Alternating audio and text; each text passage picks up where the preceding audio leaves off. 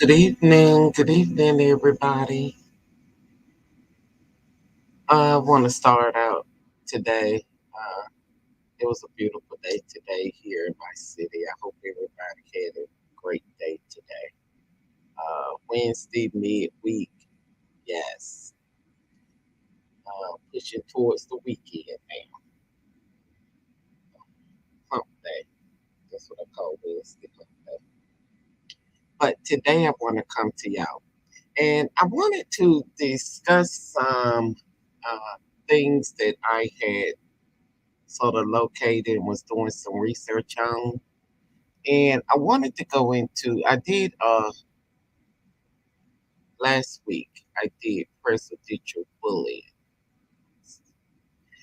Uh, and today I wanted to look at the effects of police bullying, prejudicial bullying. And I wanted to have the conversation about it. Uh, Prejudicial bullying and discrimination bullying is based on prejudice towards people because of a particular aspect of their identity. For example, there you can look at a person's gender, their sexual orientation, their disability, their race, their religious belief. Bullies come in all shapes of form. They're everywhere. It doesn't matter what profession you're in. And as a result of bullying, sometimes bullying can lead to hate crimes. And so today, what I wanted to do was look into some of I had found this clip, and I think this was last year, if I'm not mistaken, uh, where this had happened, and it had happened to this guy. I always like starting out with the video and the presentation, and then I'll come back and we can have a conversation.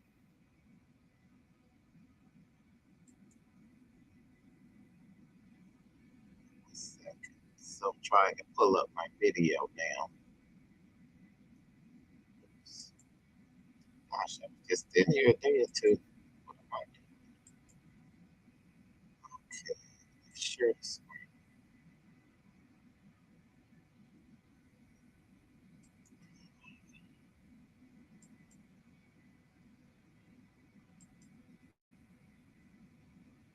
And so this was a clip that I wanted us to look at. And prejudicial bullying, when I saw this, I felt that the guy was actually being bullied uh, by the police, and he had a disability, but they was not listening. They was not listening. They had automatically stereotyped him of what they thought he was doing, and that was not the case. But let's look at the clip and then let's have a conversation about it afterwards. The case. I'm Yuri Tawalda. Tonight, we're talking to Clifford Owensby, a black man at the center of yet another incident of alleged police brutality. He's paraplegic, and he made that very clear to the officers who pulled him over when they ordered him to get out of his car. Those officers then proceeded to drag Owensby out of his vehicle by his hair. Here's BNC's Ray Clark with how this all went down, but a warning that the video you're about to see could be hard to watch.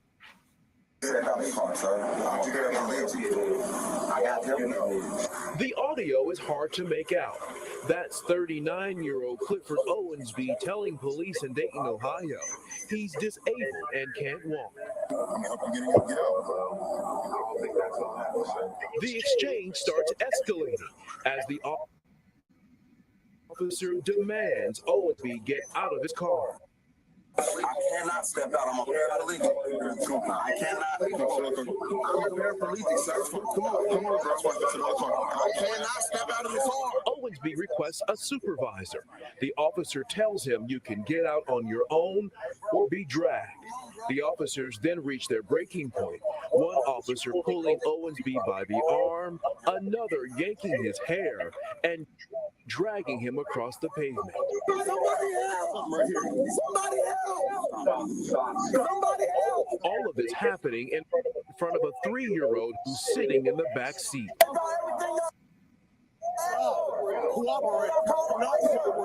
Officers say they watch Owensby drive away from a suspected drug house. They also say the windows on his car were too tinted, warranting a traffic stop. After running his name and learning Owensby had past run-ins with the law, they wanted a police canine to search his car. The only thing officers found was a bag containing $22,000 cash. Owensby was cited for having a child in the car unrestrained and illegal tint, both misdemeanors. He was also charged with obstructing official police business and resisting arrest. Yeah, please don't listen. Leroy Moore is a disability rights educator and activist. He runs a group called Crip Hop Nation out of California, giving hip hop performers with a disability a platform to perform worldwide. He recently visited Owensby after his arrest. Oh, yeah, it was hard to see, but once again, police don't listen. So that's what we are dealing with in today's society. Being black, being disabled, being poor. Ohio state law says disabled drivers should have a placard hanging from their rearview mirror or sign on their license plate indicating they are disabled. It's unclear if Owensby had either of those two. Meanwhile, we never hear the officers ask Owensby for proof that he is in fact a disabled driver. Meanwhile, Owensby has filed a complaint against the officers with the NAACP alleging false arrest, racial profiling, and illegal search and seizure. He also plans to file a lawsuit. In New York, I'm Dre Clark for Making the Case. No one should have to go through something like that, but Clifford Owensby lived it. And he's here tonight from Dayton, Ohio to talk about his ordeal, along with his attorneys, James Willis and Clarissa Smith. Thank you all for being here. Clifford, I want to start with you. This must be an overwhelming time for you. Before we get into the specifics, how are you doing both physically and mentally?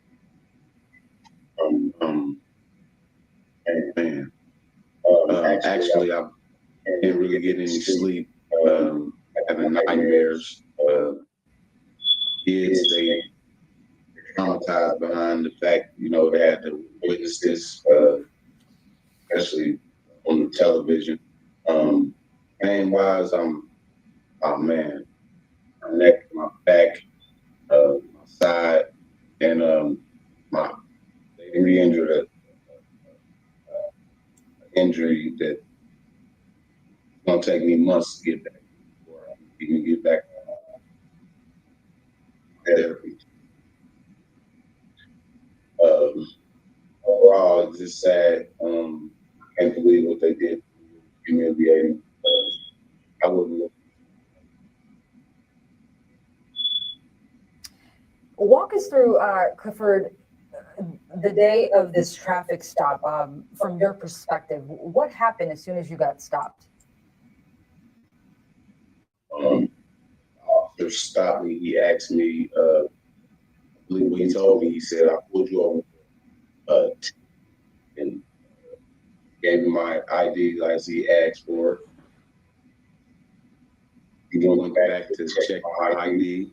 His partner came up to my passenger window, and he, I guess he said it was a 10 reader. He put it on the window, and he said 20%. So once he did that, I was under the assumption that I was going to get a ticket and let go. Fortunately, when he came back, he asked me to stop the car, turn it off. I did that. After that, they asked me to step out of the vehicle, which I replied, "Sir, I'm a paraplegic." Mayor, I just don't think they believe me, and still can't believe now. They just wouldn't believe me. They just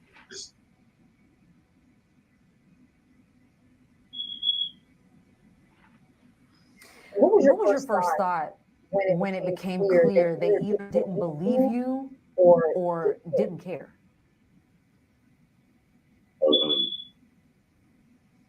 I started to pray to God in fear of my life. I just cried out for help. Anybody to help. Somebody just thinking it was going to be my last time. I didn't want to go down like boys in history. James, let me bring you in. Walk us through what went wrong legally with this traffic stop. We believe several things went wrong with this stop. First and foremost, the reason that Mr. Owensby was pulled over was for suspected window tint violation. The tint on his window is darker than the law provides. That in Ohio is a minor misdemeanor. Minor misdemeanor means in Ohio that the maximum punishment you get is a fine. You cannot go to jail if you're convicted of a minor misdemeanor. And so when the police pulled him over, checked his tint, and according to them said the tint was too dark, the only answer at that time was to give him a ticket and let him go. The officers claimed that they saw a child in the back seat that was not in a car seat properly, was not properly restrained. Again, in Ohio, a minor misdemeanor cannot be punished by jail time. Again, the response to that situation is to give a ticket and let him go about his way. But these officers decided to prolong the stop. They did not have any reason to further prolong the stop. They need renewed reasonable suspicion in order to prolong the stop further than the original purpose of the stop, once that stop, or once the purpose of the stop has been fulfilled. They claim that the reason they prolonged the stop was because of his criminal history. That's completely unlawful in our judgment. And at this time, we're prepared to file a lawsuit against the city to address these issues with them dragging Mr. Owensby out the car when they should have simply let him go. The next big issue is how we did it. Aside from the fact that he should have never been asked to step out of the car, should have never been removed from the car, he certainly was not ever supposed to be removed with such force. He told the officers repeatedly that he was a paraplegic, not be able, that they pulled him out, that they could seriously injure him, and these officers did not care. They pulled him out. They were determined to pull him out of that vehicle by any means necessary without any regard to his personal safety and well-being. And these issues have got to be addressed. The city has got to provide some sort of explanation, as well as the police chief and the police department. Clarissa, it's important to know that police released some but not all of the body cam footage. Why not release all of it? And has your team been able to view it? We have not been able to review all. There's a lot of this stop that was not released. For example, the officer said that they wanted a canine unit to circle the car and do a sniff test. And none of the videos that have been released that I've seen, at least, have I seen any canine unit doing the sniff test. Have I seen what happened after Mr. Owensby was taken into the police cruisers and transported to the hospital and transported to the jail? We haven't seen these things. I believe there was another officer cruiser that came to the scene where their body cams. I believe that the city, the police department, has selectively released some of the more, for lack of a better word, obscene portions of this video in order to satisfy the public and release something. But the fact of the matter is, more happened.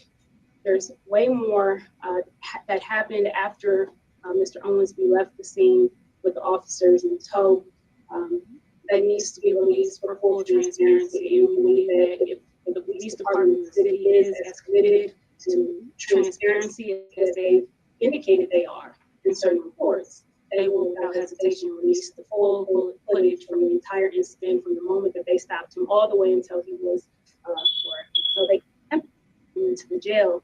Because as we understand it, the city jail would not even accept Mr. Owensby because of his injuries.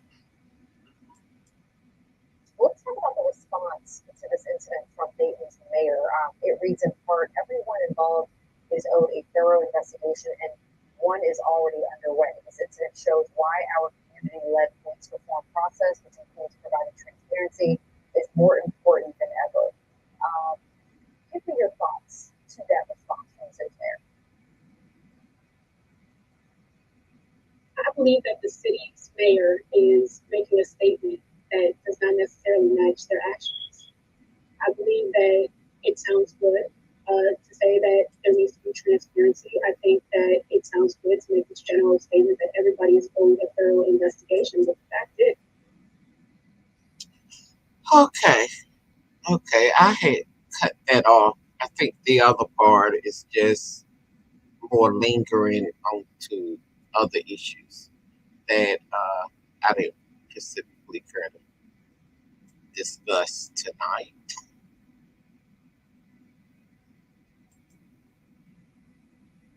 I didn't think it was relevant to what I wanted to really talk about.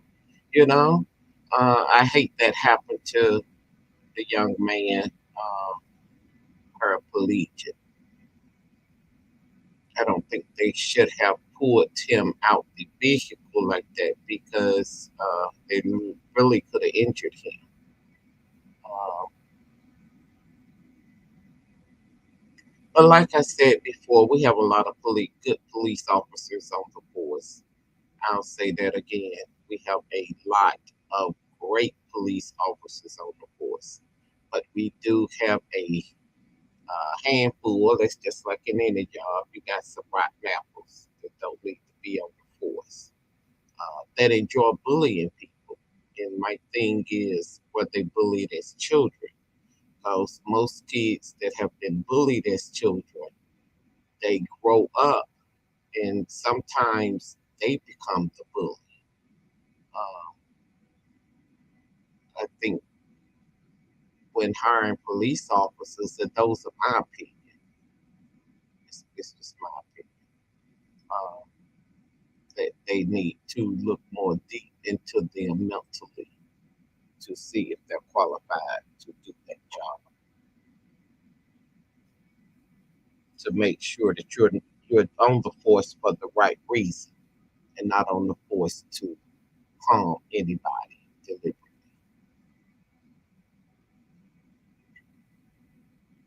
So today I wanted to go over some of the things that people go through, what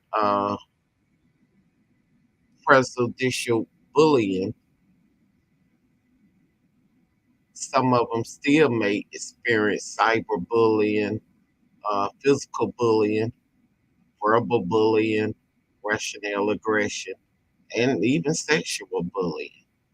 Uh,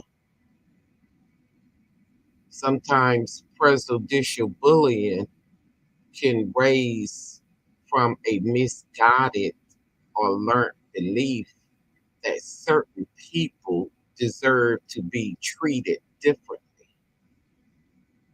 or with less respect. And I think that goes deep in our society. People are often prejudged by their gender, by their disability, their race, their religions. It's just sexual preferences.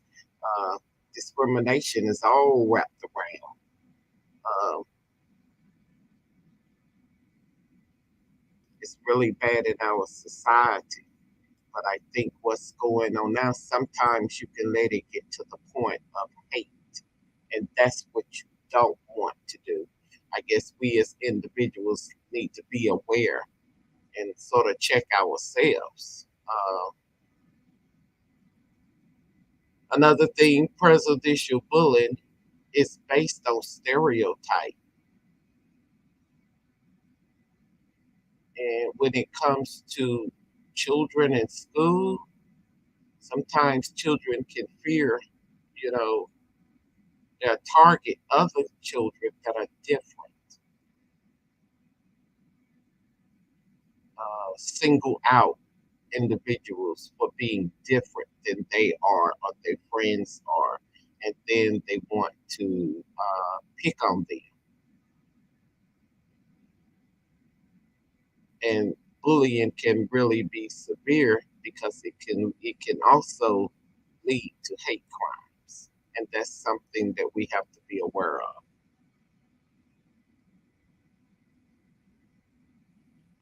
Another thing, any child in school, and that's something we have to be mindful and have conversation with our children in school. If they are being bullied in any type of way, that they need to have a conversation with us because it definitely needs to be reported.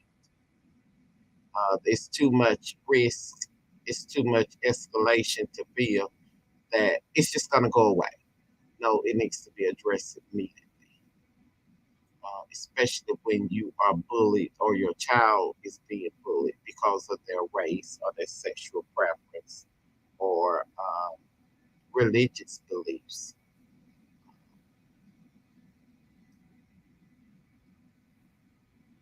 So, prejudicial bullying, racist bullying, is real deep in our society. It runs real deep. Uh, some children often go to school that may be bullied because of their culture, you know, East Asia, Jewish, Middle East, Black. A lot of times, children, just because of who they are, I like that song that Gaga had made back here. I was born that way. And I remember when she came out with that song, it's like, don't discriminate against me because I was born that way. It's not my fault. I was just born this way. And I guess that holds true to a lot of issues, depending on what the issues are. But when people hate because of different issues, it can often lead to name calling. It can put people in fear because it's lack of understanding, and you don't want it to escalate into hate. Because sometimes people commit hate crimes, and it's a consequence behind that. So we have to be mindful of that. Stop judging people for who they are. We have to judge them by their character, and not for what they represent or who we feel they represent.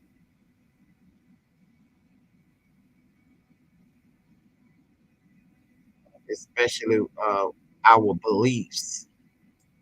We in a culture now that is so many different beliefs. So there are three different prejudicial bullying that does occur in our society. One of them is racist bullying, religious bullying, and LGBTQ bullying. Those are the three. Oftentimes, uh, when you look at racial bullying, we have to look at the color of people's skin that are targeted. When we look at religious bullying, you got some people that are Muslims, some people that are Jewish, some people Baptist, some Catholics. Everybody has different beliefs. And so a lot of people targeted for their beliefs, especially when it comes to Muslims, terrorists, all sorts of things. People can get targeted for what they believe.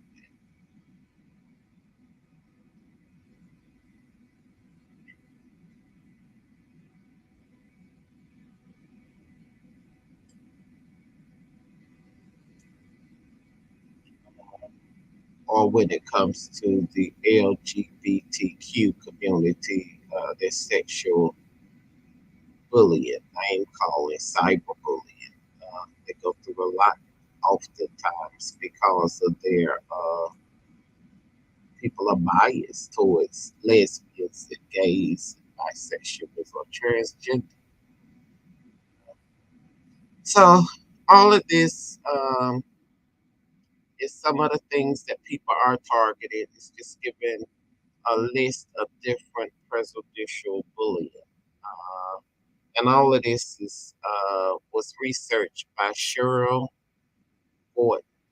I think she's with the very well.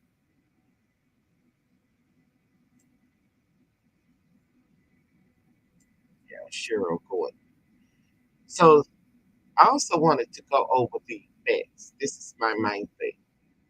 People bully people, but I don't think that they really are aware of the effects of what bullying leads to. Psychological effects of bullying can include low self esteem, self harm behavior, depression, anxiety, especially when it comes to girls. When it comes to boys, you're looking at drugs and alcohol use, dependencies, involvement in violence, a crime, aggressive. So those are some of the psychological side effects when you've been bullied. Uh, Bullying is a type of aggression behavior, and oftentimes it's used to intimidate somebody, physical, verbal, emotional.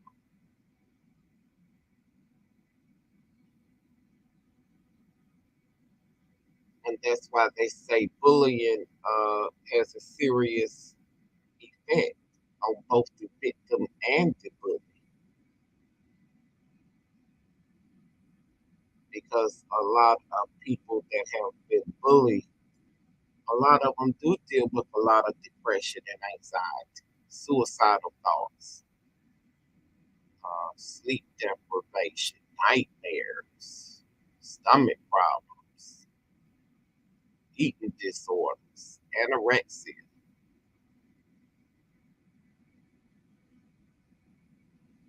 The effects of bullying can also lead to being isolated. A lot of people may feel ashamed of what they went through or experienced. Changes in their eating habits. Some don't even want to go to school if they're in school age. Some may end up waiting in the bed. Usually, those are signs that something is going on. So, headaches, muscle aches, physical complaints. I guess it's something that we all need to be mindful of, especially when it comes to our children, but even as adults, those side effects still occur in adults who has been bullied, whether you're bullied by the police or you just bullied individually, bullied at work, bullied at, you know, to the experience as a child and as an adult. More adults probably would turn to some type of substance abuse, and suicidal thoughts can hit adults and children. So these are things that both children and adults can experience.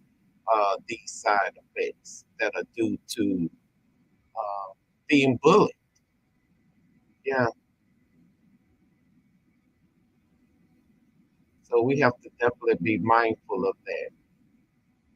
Social, emotional, academic failure, mental health issues, and if you feel your child has mental health issues, definitely seek help.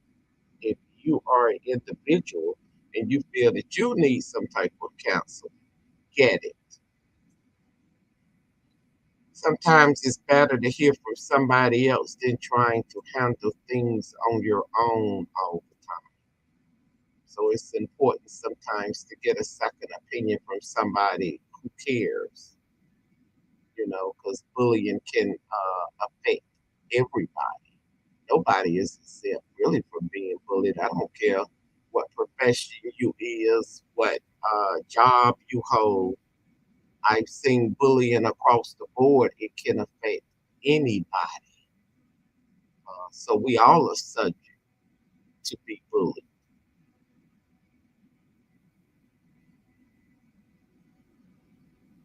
We just have to be mindful on what to do when we are and be cautious.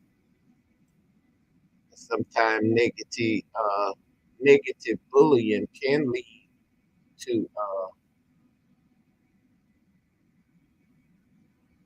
behaviors that I feel like if they're that bad, that you do need to be seen by a professional, I do say go and get help. And there's nothing wrong with getting help. It's when you need help and can't see that you need help, and then you don't go and get the help. And then it leads to other problems in your life. It affects other areas in your life because you're holding on to something that you need to probably talk about.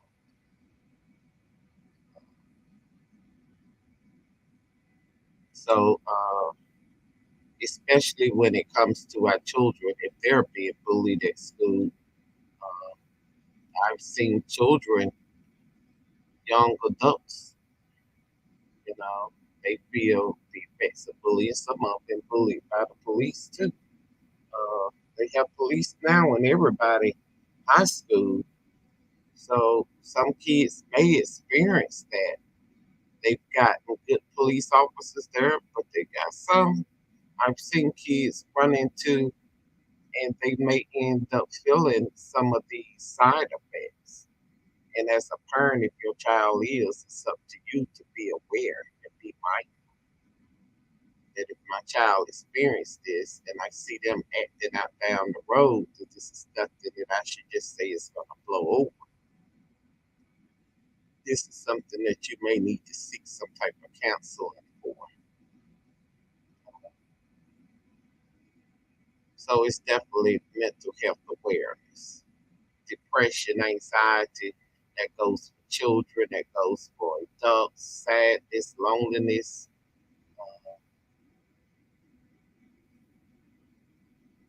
loss of interest in doing different activities that you used to do.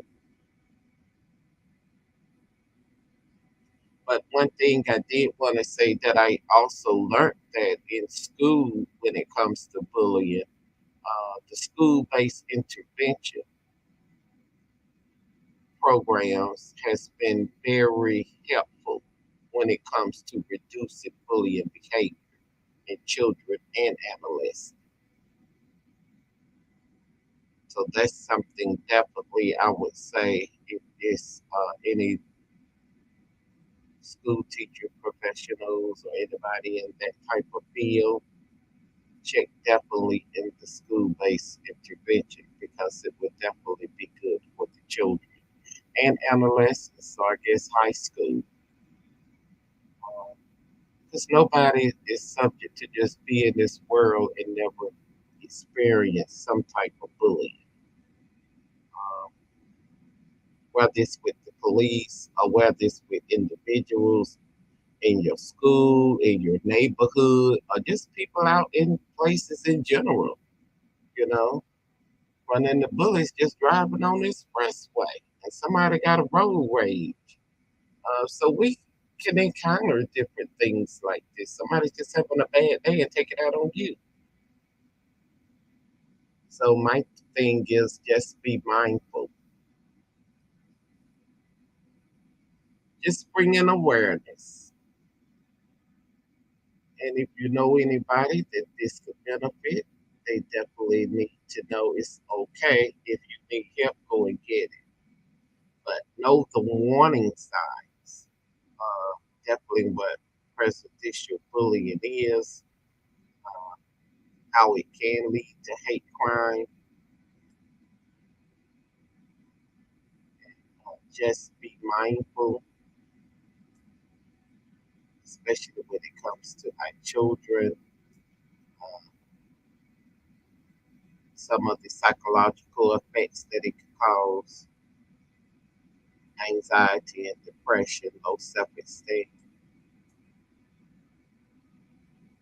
and especially with our boys if it's coming into violence, criminal behavior, because they have been bullied psychologically. They don't know how to handle it. And a lot of kids don't know how to handle it because parents have not taught their children how to handle it. And a lot of times the parents don't know how to handle it because they've never experienced it. And so it's just being mindful and seeking and asking questions is what can be done. Oftentimes we don't know the effect of different things that our children go through and the effects, uh, what happened to them due to that trauma. It's like a trauma experience. You know, what are the effects of that trauma of what they just went through? A lot of times we don't know, but one thing we do know is that we don't want anybody to commit suicide. So we have to be cautious and be mindful. And so that's what I wanted to go over today. Um, and I'm going to leave with that. Just being mindful of some of the things that can be done. File a report if you and had problems with a police officer and you feel it needs to be filed a report, you got a right to do that. Get their name, file a complaint. Um, if you've been pulled over by a police officer that was just rude or whatever, don't feel you just have to take it because we're citizens. We have a right. You can file a complaint as well. But I hope nobody has to experience that. I know there are awful situations that do occur, and I don't wish that on anybody. But if it does happen, just be mindful. It's hard to still be calm, but when it's a police officer, you don't have another choice but to be calm because you want to make it home safe. So anytime a police asks you to do something, tell your children do what they ask you to do. Don't run. Do what they ask you to do so you can make it home safe. And the other issues we can handle at home, even if you have to go to counseling to deal with some of the stress that it leaves. You can always file a complaint against that officer. So just be mindful and I pray the best for everybody. I really do. And everybody have a good night.